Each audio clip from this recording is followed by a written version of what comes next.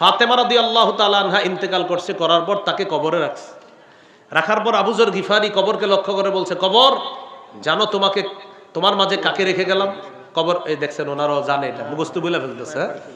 তো বলতেছে, কবর কোনো জবাব দেয় না। তখন কবরকে বলল, কবর হযরত আলীর স্ত্রীকে রেখে যাচ্ছি। কবর জবাব দেয় না, ভিত্তিহীন বর্ণনা। পরে বলছে, কবর হাসান হুসাইনের মাকে রেখে গেলাম। কবর জবাব দেয় না, ভিত্তিহীন বর্ণনা।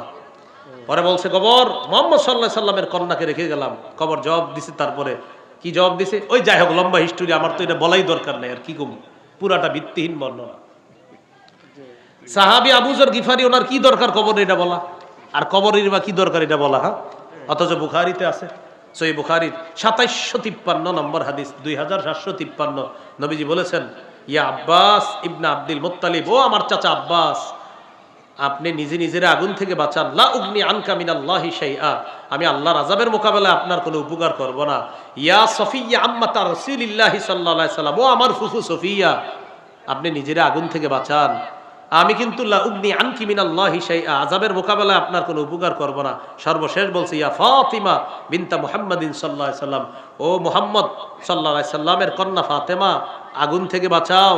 লা উগনি আনকি মিনাল্লাহি শাইআ, আল্লাহর আযাবের মোকাবেলায় আমি তোমার কোনো উপকার করব না। এটা নবী অত সুন্দর করে বলে গিয়েছেন, তো কবরে এই কথা বলা কি দরকার সাহাবীর? তাহলে এটা কি বর্ণনা? ভিত্তিহীন।